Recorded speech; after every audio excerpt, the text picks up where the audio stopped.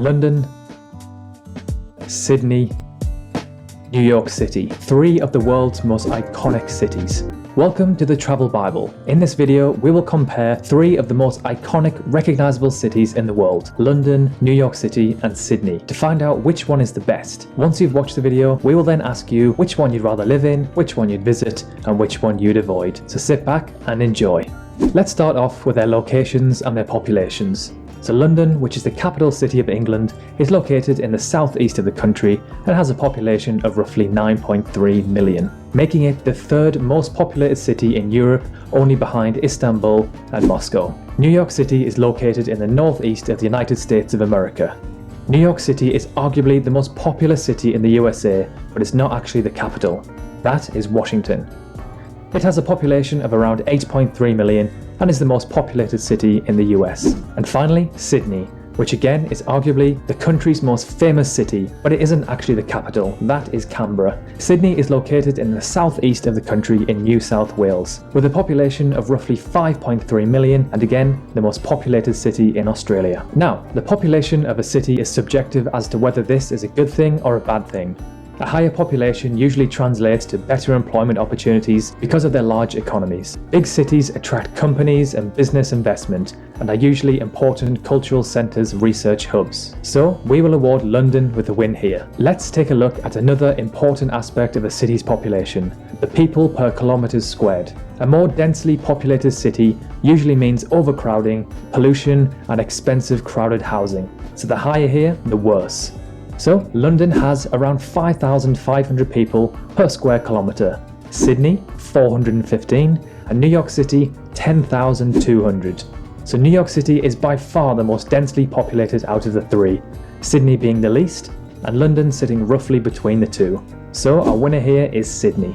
And finally, let's take a look at the average age in these cities. The younger here, the better. This is due to a younger workforce and less of an ageing population. So London sits at around 36.4 years old, New York City 35.5, and Sydney 34. That's another win for Sydney. Now let's move on to the cost of living. So let's look how wealthy these cities are by their GDP. New York City is the second richest city in the world in terms of GDP, at an astonishing 1.7 trillion. London sits fourth with 708 billion, and Sydney 32nd with 256 billion. So that there is a win for New York City. Now, these three cities are notoriously expensive, with some parts of London and New York City being the most expensive on the planet. So let's take a look at the average salary per month for these three cities.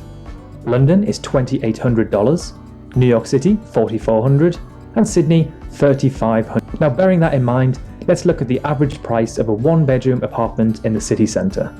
London $2,100, New York City $3,000, and Sydney $1,000. This means that living in London on the average salary, you will be spending 75% of your wage on your apartment's rent alone, 68% in New York City and 54% in Sydney, again giving Sydney the easy win here, followed by New York City, then London.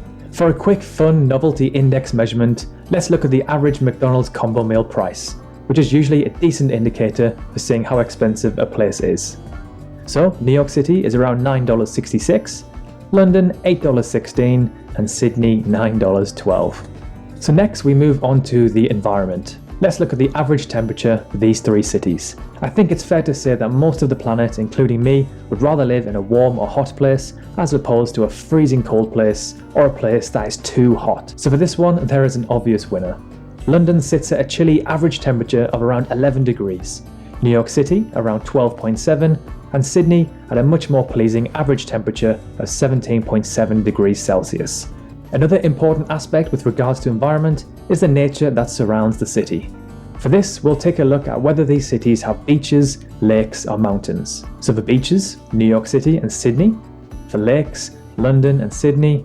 And for mountains, only Sydney has mountains. So again, a clear win for Sydney. For big, populated tourist hotspot cities, pollution and traffic can be a major issue. Whether or not they have a good public transport system plays a big factor in this too. So let's look at the pollution for these three cities. The higher the number here out of 100, the worse that it is. So London scores 59 out of 100, followed by New York City with 57, and then finally Sydney with 29 out of 100, Need we say any more for this one? With Sydney having such a lower population compared to New York City and London, this one is expected. Now let's look at the traffic commute time. So this is the average time to get into the city centre by taxi. So again, the higher here, the worse that it is. So London is 43.81, New York City 43.13, and Sydney 43.29. So this one was unbelievably close, with New York City just pipping Sydney for the win here, and then London just behind. However, they're so close that we can't actually give a winner here. Although London and New York City have a much bigger population, they do have excellent train and taxi services. And finally, we'll take a look at the top 3 things to do in each city according to TripAdvisor. Again, this is quite subjective, so let us know in the comments what you think. So for London, the top 3 things to do are the National Gallery, Churchill's War Rooms, and St James's Park. For New York City, it's the Manhattan Skyline, the 9/11 Memorial, and Central Park. And for Sydney, it's the Sydney Harbour, followed by the Sydney Opera House, and then the Sydney Ferries. For this one, we have to give it to New York City. The skyline is arguably the most recognisable in the world. Central Park is a stunning area of natural beauty located in one of the busiest cities in the world, and the 9/11 Memorial is a must visit. So now it's your turn. Let us know in the comments below which one you'd live in, which one you'd visit, and which one you'd avoid. We can't wait to read your comments. And while you're there, let us know which cities or countries we should do next. Personally, I'd live in Sydney, visit New York, and avoid London. But perhaps I'm biased because I'm British and I would like to travel outside of my own country. I have so many amazing memories from visiting Sydney and New York City from when I was younger. I would love to go again. If you